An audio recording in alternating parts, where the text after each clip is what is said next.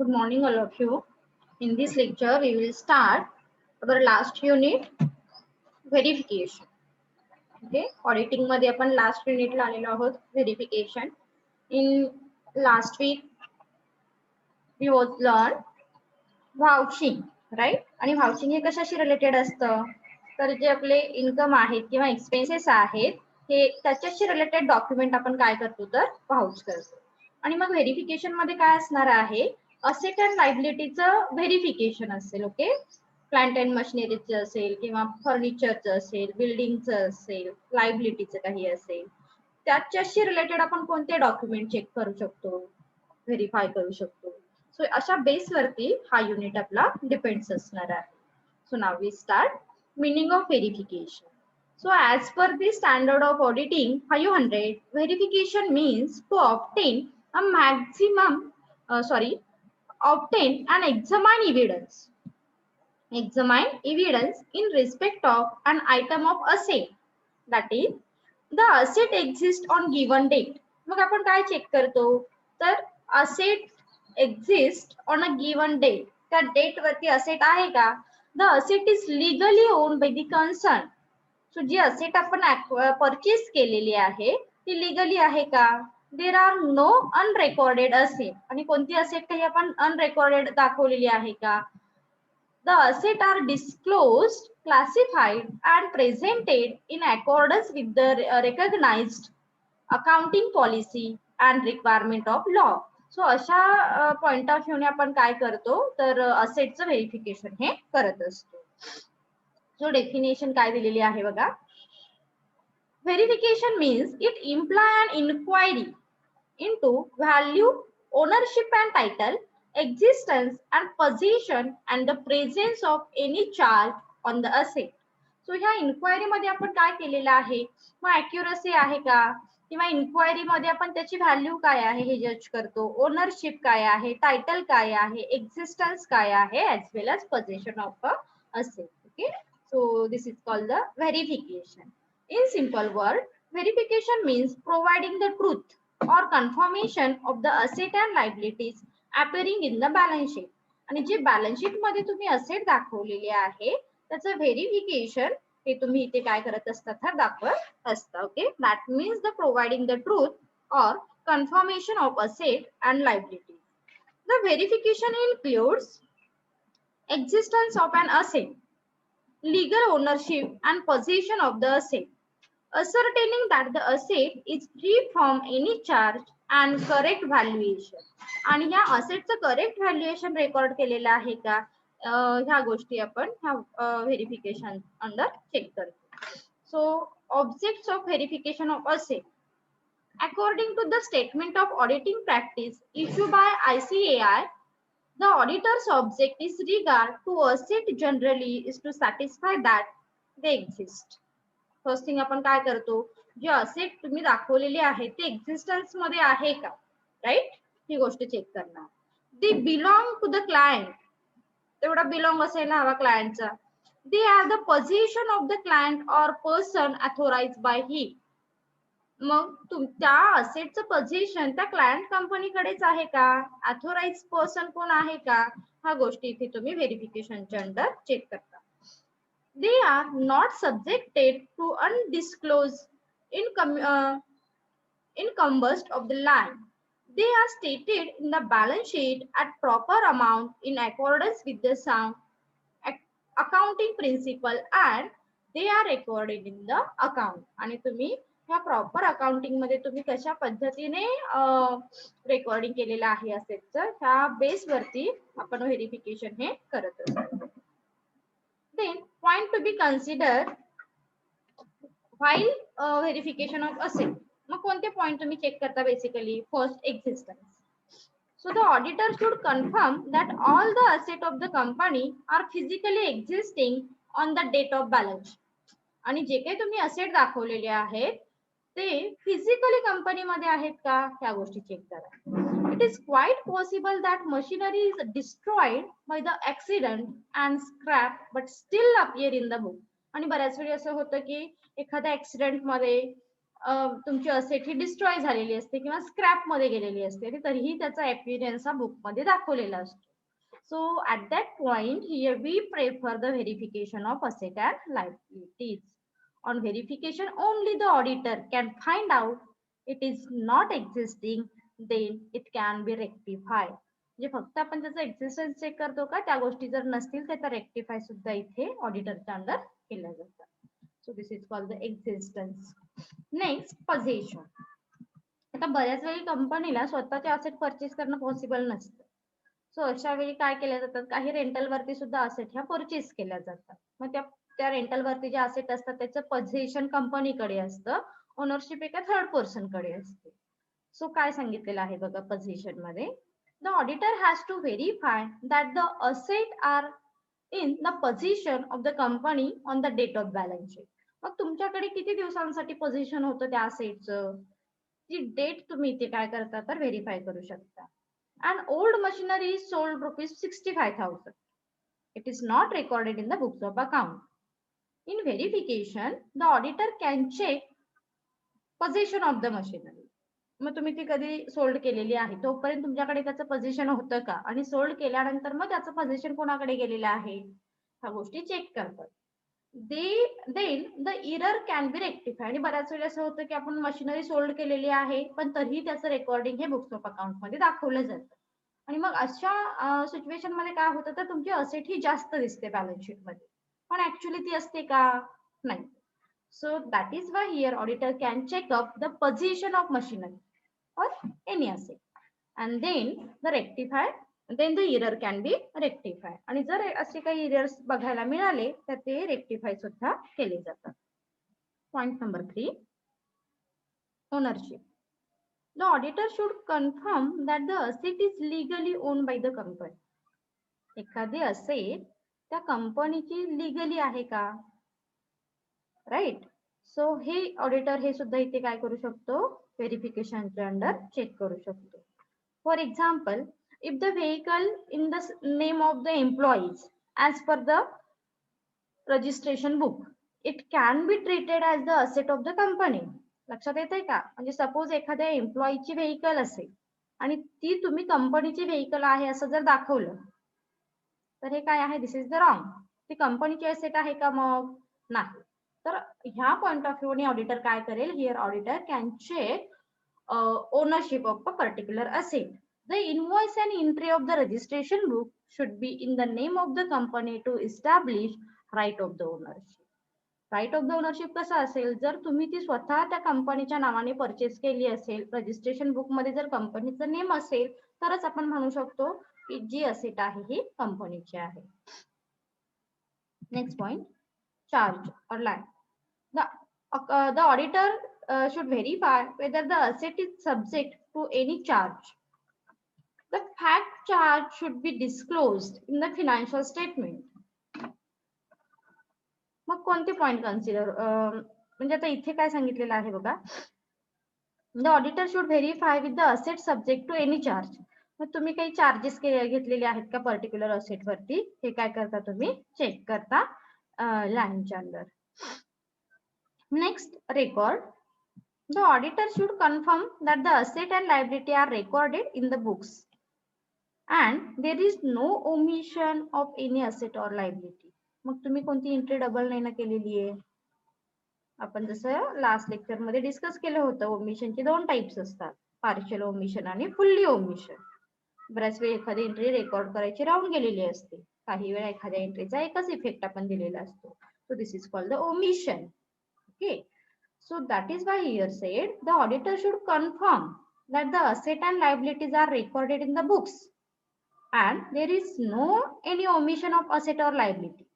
The auditor should see that no bogus asset or liability is recorded. आणि बऱ्याच वेळी असं होतं की जर तुमच्या असेट जास्त दाखवल्या तर तुमची फिनान्शियल स्टेटमेंटची पोझिशन ही हाय दिसणार आहे आणि मग आपण अशा पद्धतीने इन्व्हेस्टरना हे अट्रॅक्ट करू शकतो. मग अशा काही बोगस एंट्रीज तुम्ही रेकॉर्ड केलेल्या आहेत का, ह्या सगळ्या गोष्टी रेकॉर्डच्या अंडर ऑडिटर चेक करू शकतो. Next, audit report. Under CARO 2016 The auditor has to report that the company is maintaining proper record showingly full particular including quantitative details and situation of fixed asset. Whether fixed asset have been physically verified with the management at reasonable intervals. आणि मग हा एका ठराविक interval नंतर तुम्ही काय करता तर हे रिपोर्ट असेट ह्या चेक करताय. Whether any material discrepancy were noticed on such a verification and the same has been properly dealt with the account. Whether the title deed to immovable property are held in the name of the company. आणि ह्या सगळ्या गोष्टी तुमच्या audit report मध्ये includes असतात. So here auditor should check the audit report also. Okay. Next, event after balance sheet.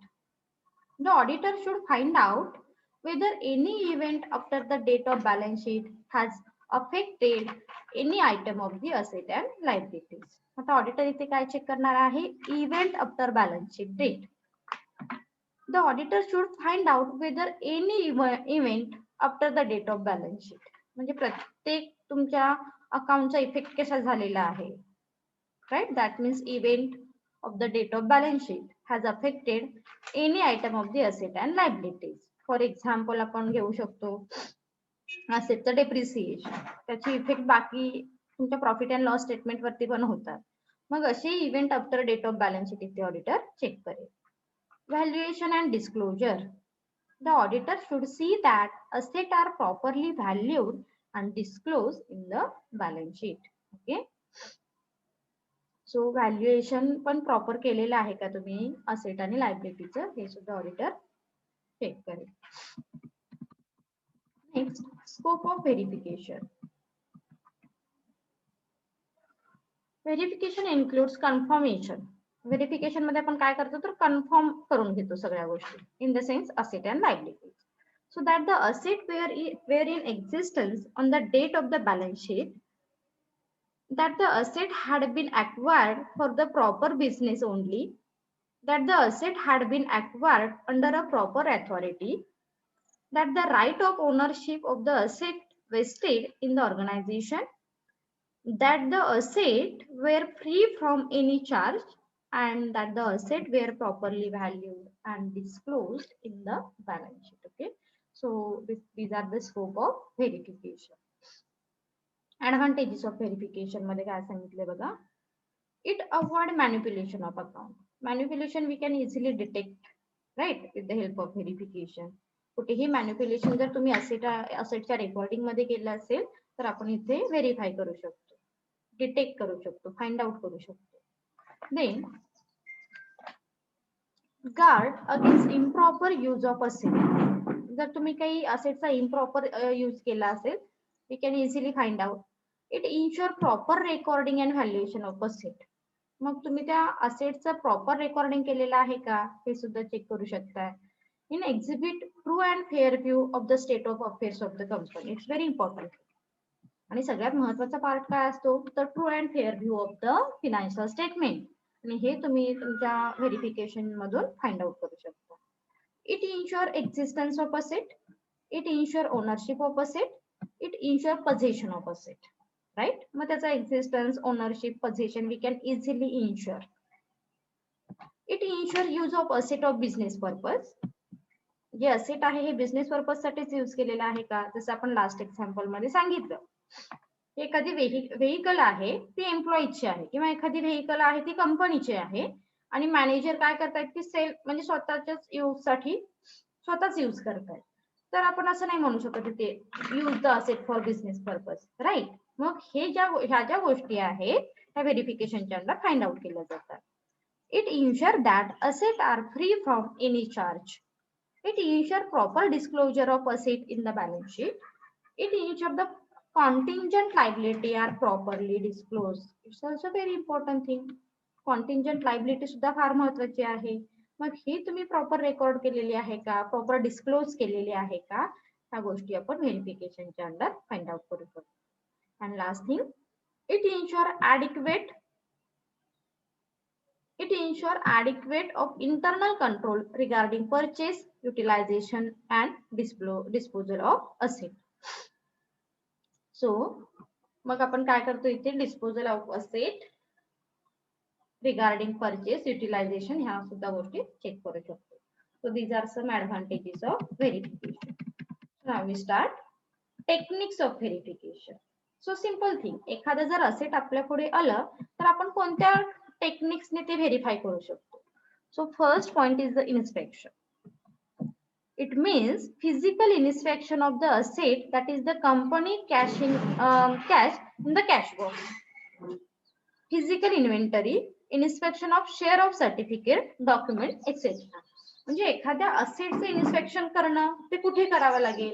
It means physical inspection of asset, that is company cash. आता कॅशशी related जर तुम्हाला काही इन्स्पेक्शन करायचं आहे तर कुठे करा, इन कॅश बॉक्स. फिजिकल इन्व्हेंटरीचं करायचं असेल तर फिजिकल इन्व्हेंटरी कुठे आहे तिथे कराल. देन फिजिकल इन्व्हेंटरी फक्त इन्व्हेंटरी दाखवलेले आहेत का, त्याच्याशी रिलेटेड काही डॉक्युमेंट आहेत का, ह्या गोष्टी चेक करू शकता. So this is very good techniques for verification. Next observation. So बऱ्याच वेळ तुम्ही डॉक्युमेंट चेक केल्यानंतर तुम्हाला राईट आन्सर मिळेल असं नाही. So sometime we use verification techniques, sorry observation techniques. So the auditor may observe or witness the inspection of asset done by other. The auditor should observe stock taking. तर बऱ्याच वेळी काय म्हणतो आपण, ज्या गोष्टी चेकिंग मध्ये प्रॉब्लेम येतात त्या गोष्टीसाठी आपण ऑब्झर्वेशन टेक्निक सुद्धा यूज करतो. At the same time suppose auditor assistants check documentary evidence, and at the same time here auditor observe other thing. म्हणजे तुम्ही ऍट द सेम टाइम काय करताय, त्या दोन्ही गोष्टी चेक करताय. इथे ऑब्झर्वेशनला पण इम्पॉर्टन्स दिलेला आहे आणि ऑडिटरचे जे असिस्टंट आहेत ते डॉक्युमेंटरी एव्हिडन्स सुद्धा चेक करताय. Right. Next is a confirmation. It means obtaining return evidence from outside party regarding existence of asset. आता कंपनीने कितीही रेकॉर्ड मेंटेन केले तर तुम्ही काय केलं पाहिजे, तर ऍज अ कन्फर्मेशन साठी आउटसाइड पार्टीचे एखादा एक्झिस्टन्स चेक करणं, एखादा एव्हिडन्स चेक करणं सुद्धा महत्वाचं आहे. This is also very good techniques. Balance confirmation should be obtain from bank. So goods send for sale on approve should be confirm from the party. आता इथे एक्झाम्पल दिलेलं आहे. मग गुड्स सेंड ऑन सेल, एखादी goods तुम्ही send केलेली आहे cells करण्यासाठी, तर ते सेल करायला दिलेल्या पार्टीकडे फोन करून तुम्ही कन्फर्म करू शकता की ही जी असेट आहे किंवा हे जे गुड्स आहेत हे सेल करण्यासाठी दिलेले आहेत का. लाईक कन्फर्मेशन म्हणतो आपण. दोन्हीकडे कन्फर्म करणे, डॉक्युमेंटरी कन्फर्म करणे, at the same time third पार्टीकडे सुद्धा कन्फर्मेशन हे केलं जातं. So these are some techniques of verification. Next, what is mean by valuation? काय आहे बघा valuation. Verification of asset and verification of asset also includes their proper valuation. So verification of asset, assetचं verification करणं म्हणजे काय, तर त्या असेटची proper valuation आहे का हे चेक करणं. So correct valuation of asset and liability is very important as the accuracy of the balance sheet depends on it. आणि जर तुमच्या असेट आणि लायबिलिटीचं करेक्ट व्हॅल्युएशन नसेल तर तुमची financial statement showing wrong result of the company असं आपण नक्कीच म्हणू शकतो. So valuation of asset means determination of fair value of the asset should be the show in the balance sheet. Valuation of asset does not means accepting the value of asset owned by the organization as on the date of the balance sheet. It is the critical examination of the value of asset and ensure the organization can ascertain fair value as given by the management. So ह्या गोष्टी आपण काय करतो, व्हॅल्युएशनच्या under check करतो. So एक process दिलेली आहे. Significance of proper valuation, correct financial status, then कुठे इंडिकेट होणार आहे correct financial status, balance sheet मध्ये. राईट. देन बॅलन्स शीट कशी इंडिकेट होईल, proper valuation of asset and liabilities. मग याचं बायफर्केशन कसं केलेलं आहे बघा. Rise in the value of asset without rise in the value of liability. Proper valuation in the sense तुम्ही कुठेही एक्सेस अमाऊंट दाखवू नका, जे आहे त्याच दाखवा. That means rise in the value of asset without the rise in the balance sheet. fall in the value of liabilities without the rise in the value of asset. Then that means excess of closing capital over opening capital, that means profit or correct result of balance sheet. Then same, rise in the value of liability without the rise in the value of asset, fall in the value of liabilities without the rise in the value of asset. So this is the valuation. Object काय सांगितले बघा. To know the correct financial position of the organization. Valuation मुळे काय होऊ शकतं? We can easily judge, we can easily identify correct financial position. कारण आपण इथे व्हॅल्यू डिफाइन केलेली आहे असेट आणि लायबिलिटीची. To know the manner in which capital of the organization is invested. मग कंपनीने किती कॅपिटल इन्व्हेस्ट केलेलं आहे ऑर्गनायझेशन मध्ये हे आपण फाइंड आउट करू शकतो व्हॅल्युएशनच्या under. To know the goodwill of the firm. कंपनीचं रेप्युटेशन काय आहे, कंपनीचं गुडविल काय आहे, we can find out. The maintain accuracy of the balance sheet. जर आपल्याला व्हॅल्युएशन करायचं आहे मग आपण काय करू, तर अॅक्युरसीला इम्पॉर्टंट आहे. कारण कुठेही जर तुमची इन्फॉर्मेशन किंवा अमाऊंट ही रॉंग रेकॉर्ड झाली तर व्हॅल्युएशन हे रॉंग येऊ शकतं. That means to maintain the accuracy of the balance sheet. To know the valuation of asset is done as per the general acceptance of accounting principle. आणि मग जे recording करत आहात, जे व्हॅल्युएशन करत आहात तिथे तुम्ही अकाउंटिंग प्रिन्सिपल फॉलो करा. Then to ascertain consistency in the method of valuation. Okay, to ascertain consistency in the method of valuation. To ascertain whether foreign exchange is properly converted into rupees, whether foreign exchange is involved. आणि मग ते foreign exchange involve आहे का ह्या गोष्टी check केल्या जाते. To ensure that CARO 2003 requirement about valuation of asset and liabilities are complied with. To ascertain whether any event after the date of balance sheet has affected the valuation of asset and liabilities, and to ascertain accuracy of the balance sheet to ensure that asset and liabilities are not overstated or understated. आणि हे फार महत्त्वाचं आहे की तुम्ही कोणत्याही पद्धतीने तुमचं असेट आणि लायबिलिटीज ही ओव्हरस्टेटेड आणि अंडरस्टेटेड दाखवली तर आपण व्हॅल्युएशनच्या अंडर त्या इझिली फाइंड आउट करू शकतो. Next, basis of valuation. Cost price. ascertain the value of actual cost with including in the installation charges. Cost price बघू शकतो आपण. Replacement value. It is the price which particular asset can be replace. जर काही replace केली असेल तर तुम्हाला माहिती आहे की बॅलन्स शीट मध्ये मग बुक व्हॅल्यू, ओरिजिनल व्हॅल्यू, लेस डेप्रिसिएशन असं बघायला मिळतात. तर रिप्लेसमेंट व्हॅल्यू चेक केली जाते. Market value. It is the price at which a particular asset can be sold out of in the open market. मग मार्केट व्हॅल्यू एखाद्या असेटची काय आहे, ती काही रेकॉर्ड केलेली आहे का हे चेक कराल. as well as book value check करा. That means it is the value at which the asset appear in the balance sheet. Book value म्हणजे काय, जी व्हॅल्यू तुम्ही ऍक्च्युअली बुक मध्ये रेकॉर्ड केलेली आहे. That means appear in the balance sheet. Realizable value, it is the price which is the likely to be paid if asset is sold in the market. आणि मग त्याची realisation value तुम्ही काही calculate केलेली आहे का हे असेल. स्क्रॅप व्हॅल्यू म्हणजे काही डॅमेजेबल व्हॅल्यू असेल. It is the price likely to be realized from the sale of asset. At the end, it is the useful life. जर काही स्क्रॅप असेल तर going concern value. It is the value which is equal to cost less depreciation. Okay, म्हणून याला going concern value म्हणतात कारण यामधून depreciation हे लेस केलं जातं. These are basis of valuation.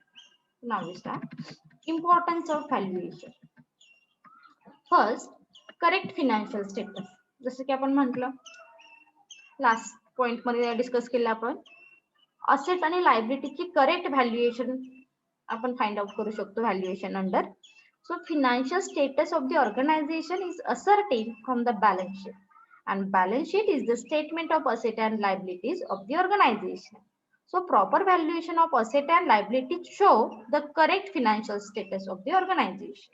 So correct financial status कोण इंडिकेट करतं तर बॅलन्स शीट, आणि बॅलन्स शीटचं व्हॅल्युएशन कोण करतं तर व्हॅल्युएशन. व्हॅल्युएशन हा पॉइंट बॅलन्स शीटची व्हॅल्यू डिटरमाइन करतो. Second, correct profitability. So profitability of the organization is understood from the profit and loss account, and valuation of inventory has an impact on net profit. So inventory ची valuation कोण करतं, मग valuation of inventory च्या under केली जाते. That is why here said we can easily find out actual profit or loss of the company. Next, foreign exchange compliance. Foreign exchange compliance. In case of foreign exchange, it became the duty of the auditor to see that the value are converted into rupee in a proper manner. आणि मग foreign exchange compliance काय आहे का, आणि तो तुम्ही कशा पद्धतीने कन्वर्ट केलेला आहे, सेटलमेंट ऑफ अकाउंट कसं केलेलं आहे, ह्या गोष्टी चेक करू शकतो. Then compliance with ICAI guideline. So valuation is important as the asset and liability are to be the valuation and disclosed as per the accounting principle and guideline issued by the Institution of Chartered Account. Okay, so ज्या Institution of Chartered Account ने indicate केलेल्या guideline आहेत त्याच्यानुसारच तुम्ही recording केलेलं आहे का, हे याच्यासाठी सुद्धा व्हॅल्युएशन महत्त्वाचं आहे. Compliance with the company law. Asset and liabilities are required to be valued as per the provision of Companies Act 2013 and Amendment Act 2015. तर तुम्ही प्रॉपर लॉ फॉलो केलेले आहेत का, हे आपण व्हॅल्युएशनच्या अंडर फाइंड आउट करू शकतो. Auditor responsibility in case of revaluation. In case of asset and liabilities are revalued, the auditor has to certify that the basic of the revaluation is proper. It is properly accounted in the books of account and disclosed as per the requirement of law. So these are advantages of valuation. Importance of valuation. And our last point is general principle of verification and valuation of asset. Confirm that asset where the existence on the date of balance sheet. आपण व्हेरिफिकेशनच्या आणि व्हॅल्युएशनच्या under काय करू शकतो, confirmation करू शकतो, asset ही proper record केलेली आहे किंवा नाही. Ascertain whether the asset are purchased under proper authority or proper sanction. एखादी असेट सपोज आपण परचेस केली तर ही त्या ऑथोराइज पर्सनच्या अंडर परचेस केलेली आहे का, हे इथे चेक होईल. सो याच्याशी रिलेटेड प्रिन्सिपल फॉलो करावे लागतात. Then ascertain whether the asset are purchased from the purpose of business only. जसं आपण सांगितलं, एखादी असेट सपोज तुम्ही परचेस केली, ती बिझनेस पर्पज साठीच यूज केली जाते का, हे महत्वाचं आहे. Confirm that the asset were in the name of organisation. So प्रत्येक असेटचं व्हेरिफिकेशन करताना तुम्ही कन्फर्म करा हे जे असेट आहे ही नेम ऑफ ऑर्गनायझेशनचीच आहे का. Verify whether the right of ownership vested with the organisation. Right of ownership महत्वाचं आहे. एखादी असेट ची ओनरशिप ही कंपनीकडे आहे का, क्लायंटकडे आहे का, हे चेक करावं लागेल. Make it sure that no unauthorised charge has been created against any asset and all the charges are duly resigned and disclosed, right? So काही unauthorized charges जर असे काही पे केले असतील तर आपण इथे काय करू शकतो, फाइंड आउट करू शकतो. Ensure that the asset are shown in the books of account at proper value. आपण इथे नक्कीच इन्शुअर करू शकतो की असेट आणि लायबिलिटीज ही प्रॉपरली रेकॉर्ड केलेली आहे. And verify the valuation of asset. And last point is see that the asset have been disclosed in the balance sheet with the regard to statutory requirement, relevant accounting standard and the nature of the business. Okay? So overall जर तुमच्या लक्षात आलं असेल तर verification and valuation हे कशाशी related आहे, asset आणि लायबिलिटी. बेसिकली असेटचं जे व्हॅल्युएशन आहे, असेटचं जे व्हेरिफिकेशन आहे, यावरून कंपनीचे क्लिअर आणि ट्रू पिक्चर ही शो होऊ शकते. दॅट इज वाय व्हेरिफिकेशन मध्ये व्हॅल्युएशन मध्ये असेट आणि लायबिलिटीज च्या चेक केल्या जातात. थँक्यू.